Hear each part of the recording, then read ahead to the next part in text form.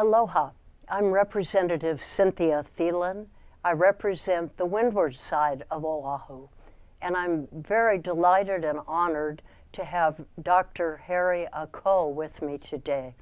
Dr. Ako is the principal investigator on the Industrial Hemp Research Project taking place in Hawaii. And Hawaii is one of 9 states that are moving ahead with this amazing crop. Thank you, Dr. Ako, for being here.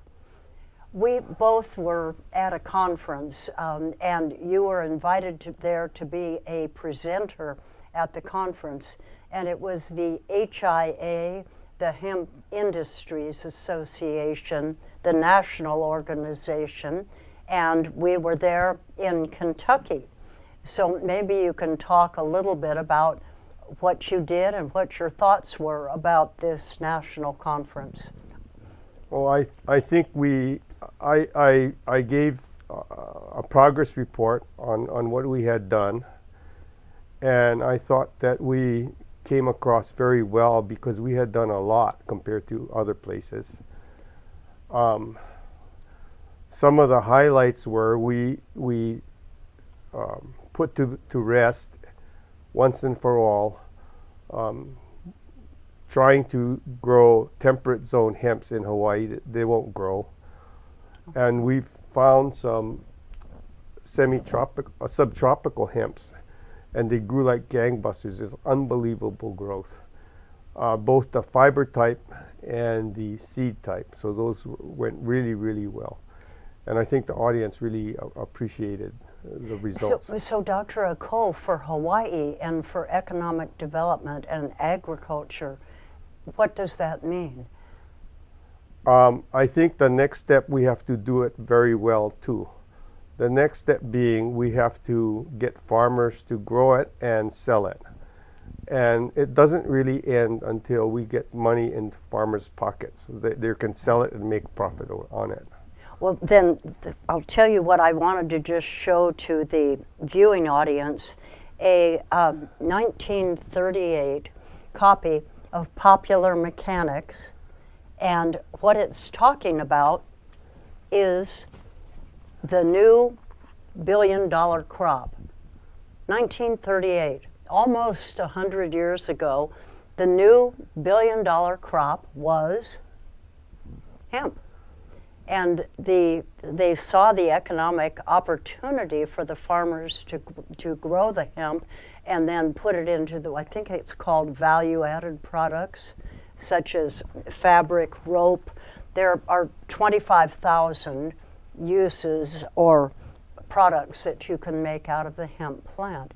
So for our farmers here, your research is absolutely essential because you're going to be able to determine the seed variety that would work here and then be able to help the farmers with what they should be doing and how they could plant this crop. I think the money to be made is in value added. Okay. And so that's the goal, the So value added part of it. Explain value added to the audience. If you just grow a field and you just sell the plants, that's not very valuable. If you grow something and you turn it into something that's usable or useful, and you sell it right directly to the public, now that's where the money is. Okay. We've won an award before on the oils business, the macadamia nut oil and kukui nut oil, and we won a state award on value-added products. So those are, when consumer can use it. Okay, well then, does that bring us up to when we're talking about hemp products, that would be one. Something that's so nutritional. There's a full-page ad in the paper that is talking about healthy food. And in the full-page ad, one of the top items in that is the hemp seed for people to be able to eat it. And I know people, some of them already are sprinkling this on their cereal or other products, or maybe rolling it up with dates into a healthy bar. Or on their salad. Yes. Oh, yes, absolutely on the salad. Well, let me just show this then. There's a hemp nut cookbook. So here we have another, these things are all available now, so people understand this is a very healthy, nutritious product out of the hemp crop. And so with these kinds of things, that's your value added that you're talking about. Well, I was at the conference, I was struck, Dr. Oko, by the fact that I think Hawaii, other than Kentucky, I think Hawaii is really leading the group of states that have reintroduced hemp as an agriculture crop. And Kentucky, of course, got off the starting block about 8 months ahead of us.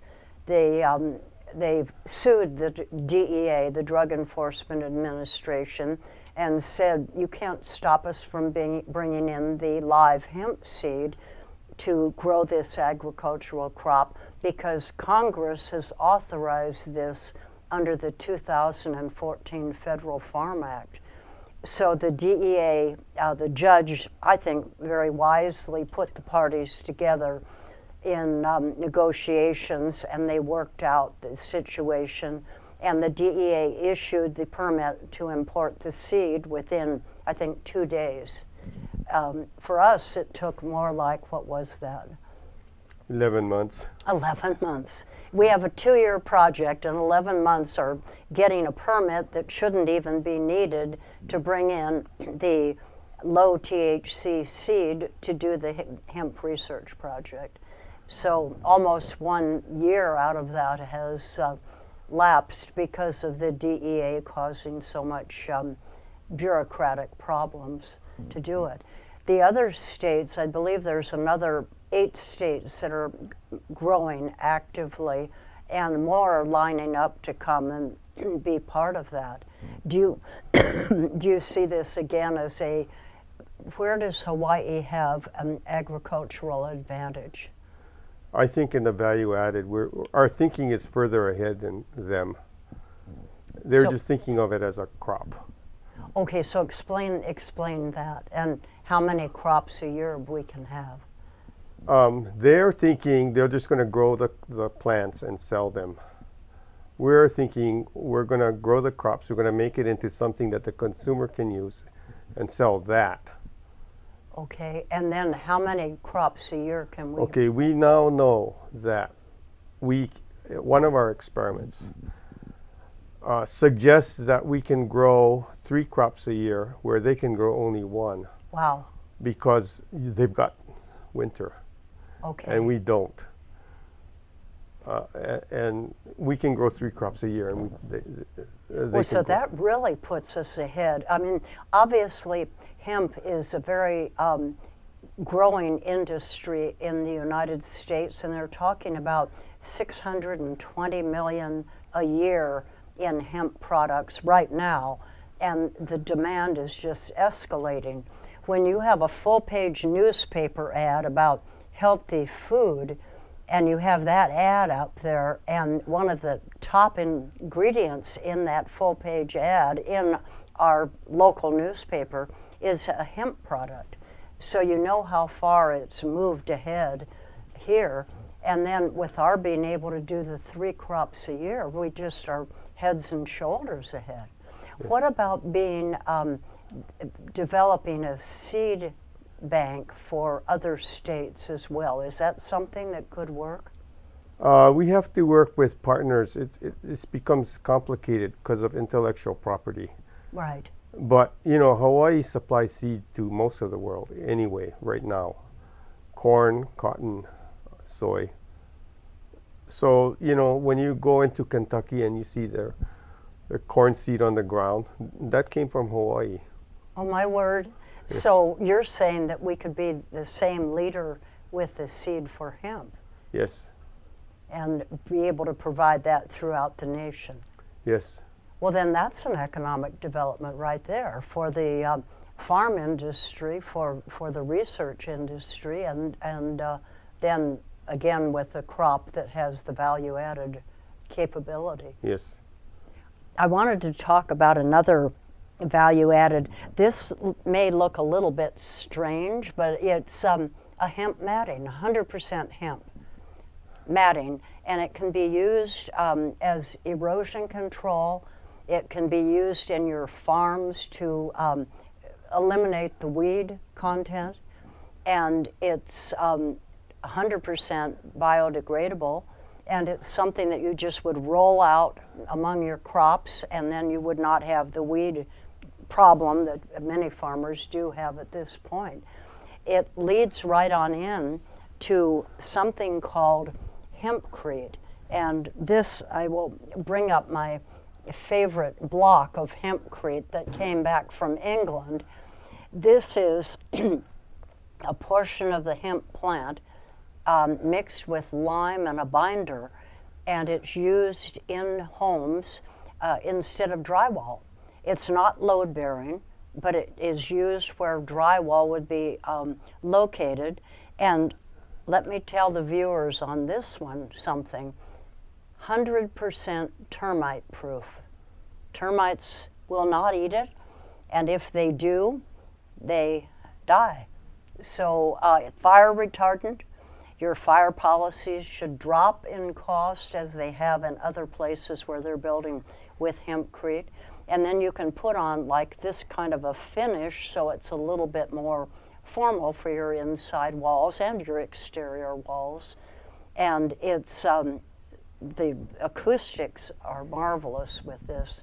So if you have a commercial or residential structure that happens to be near a busy roadway or some other noisy area, you put in the hempcrete and build your house out of that, and then you're in great shape.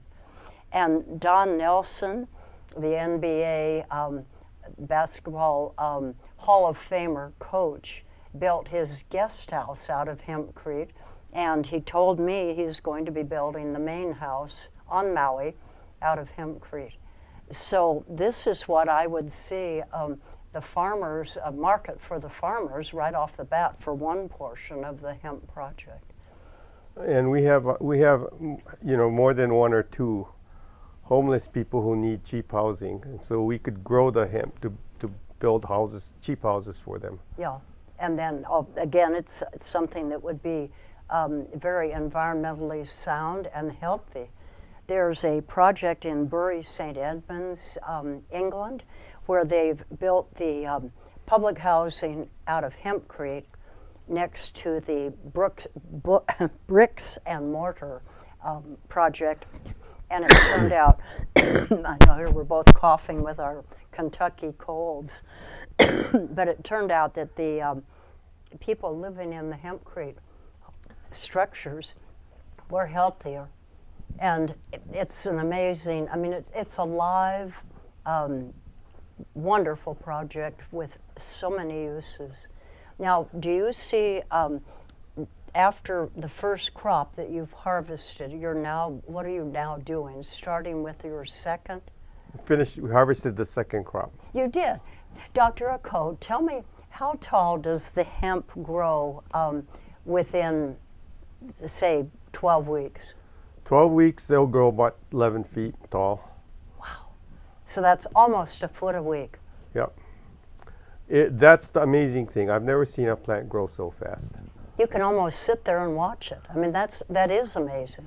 Well, the most amazing thing is we have one person, and she says, it's growing pretty fast. So she goes one day and she measures it. Comes back the next day, she measures it and says, it's 6 inches taller. Wow, that is something. So we're just a natural spot for it. Yeah. The problem that we have, or the problem, let's just say the challenge, we need to put in new legislation this coming year to extend the length of time for the Industrial Hemp Research Project, taking into account that nearly half of the two-year program was taken up with going through the Drug Administration hoops to be able to import the seed that won't get anyone high. I mean, it's a non-hallucinogenic crop. So we need to extend the project's life, but we also need to get it out more widely to the farming community. And if you could maybe explain the benefit in doing that. They're the ones who are going to really do the value-added thing, okay? And they're extremely clever because they spend more. We do academics when we're not doing something else, but they think about things. You know, I was talking to one guy. He's thinking about getting into hempcrete, and he grows sugar. And he goes, "Why are you growing sugar? That's yesterday's crop." He grows sugar and he squeezes it out, makes sugar water, and that's the base for Jamba Juice, the sugar water. My word. So if he were to do the hemp, what would his goal be? Well, you know, for the herd part of it, I would think that somebody, the farmer who's going to be successful is going to start a construction company making hempcrete houses. Okay. Or those little lunch containers, which are now polystyrene, change them to hemp. Or something else. I mean, these guys are really clever. They think of everything. Okay, so that's what we have. That's our opportunity in Hawaii to have this happen. Yeah. The hempcrete, I've spoken with some people at Bishop Museum to tell them about the British Museum. The British Museum has vast collections that it needs to store as they kind of rotate collections through the museum for the public, but they need to store them where they will be retained without any damage from mold, mildew, anything of that nature. So what did they build their giant storage facility out of? Hempcrete, because it is mold prevention, climate controlled. And then if you flip from a museum into a liquor facility where they're storing wines, beers, other things that need to be kept at a certain temperature, and they don't want to have to break the bank with air conditioning or heating or anything of that nature. They built a giant storage facility, again in England, out of hempcrete, and it's working brilliantly. Do you know that they're able to go ahead and do all of these because our farmers have been able to grow hemp for a long period of time. And of course, most places in Europe never outlawed the crop. You have Hungary, France, Germany. They have hempcrete houses and have had for a number of years. So we're starting behind the gun on that. But the more that more your research shows what variety we would need to bring in, the better we're going to be able to move ahead. I would hope that the building industry would embrace a termite-proof natural material. And that's going to be with your research on developing where the strain should come from. And what are you looking at next? What area? We have to repeat some of our experiments, make sure about what we're saying in terms of the yield. We think we can produce 50 dry tons per year per acre for hempcrete. We don't know that. We just project that. Okay. And we need to be sure. Is that competitive with other areas, or is that more than many areas could do? It's more because we can grow more crops a year. That's right. Okay, so you've got the 3 times more than whatever anyone else could do. Yeah. Okay, so you're going to repeat those, and then are you looking for other tropical seed varieties? We should probably do that, okay? Because, and in our meeting later on today, maybe we can explore that a little bit.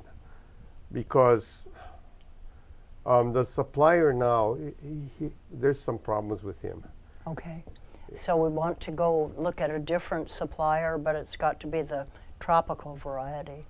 Yeah, and maybe it's not so advanced, but we can deal with that. Okay, Okay. And then you've got a great team over at your research project, and they're very enthusiastic. And who wouldn't be?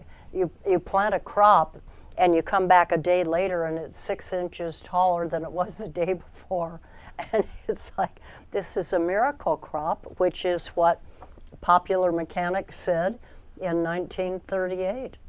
It's just taken us a long time to go around there. I was able to see American flags that were made out of the hemp fabric, which is, of course, the original American flag was sewn by Betsy Ross out of hemp fabric back in that era. And it's such a natural for our nation. I know that when the Mormons went across the plains, they were told by their leader, grow 2 crops, flax and hemp.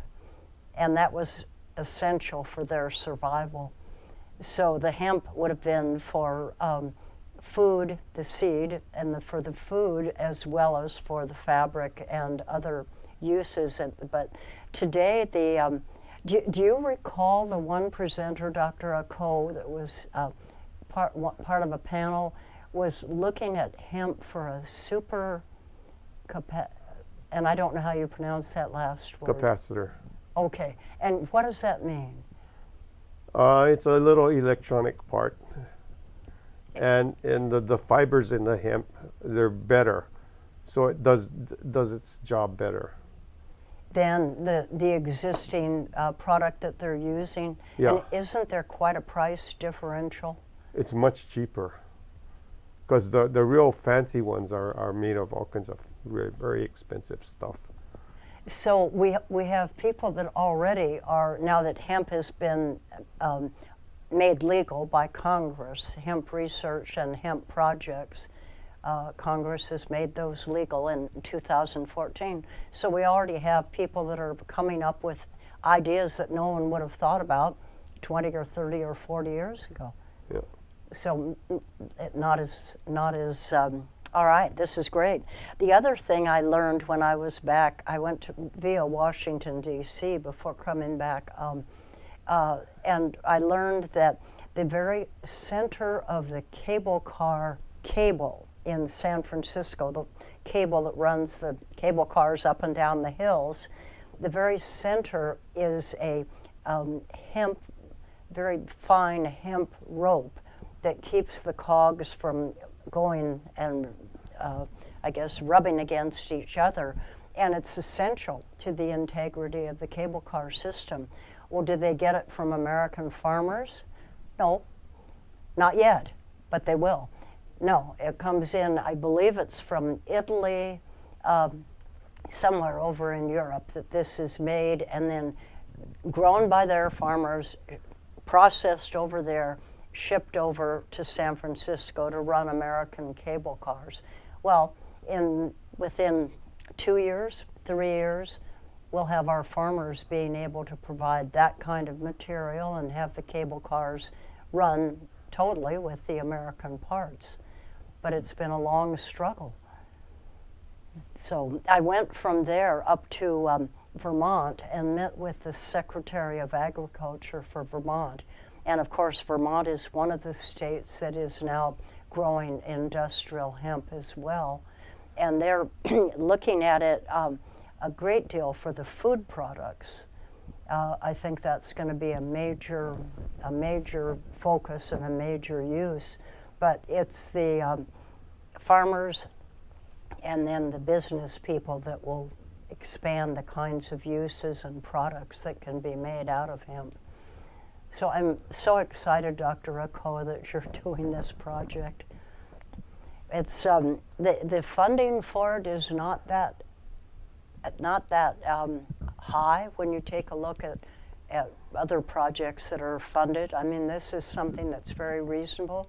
We need to bring the seed in. There are certain research costs, but nothing like, I mean, when you then take a look at what we can develop, it's very exciting. And I believe that there is a major agriculture company. In fact, I know there is because one of their representatives was there at the same conference we attended, and a major agriculture company in Hawaii that's going to be first off the starting block to have hemp growing here. So I think we have some very wonderful opportunities, and I thank you for all of your work on it. So tell anything else you want to tell the viewer about the project and the crop. I would want to say that it's unbelievable. When I first started, I thought it was promising, but then when I did it, I went, wow, this is unbelievable. So an unbelievable and wonderful crop for Hawaii, Yeah. and for our farmers, for our economy. Yep. Oh, well, it's exciting. We will have more to talk about as Yep. things move ahead. I should have brought in one of the 12-foot high stalks of the hemp, and the next time we meet and talk about new findings that you have, I'll bring that in, because it's pretty amazing. But Dr. Ako, I want to thank you so much for being here, and I thank you tremendously for being the lead on this project and for persevering in getting the permits so that seed could come in and you could show what this crop actually can do in Hawaii. 3 crops a year.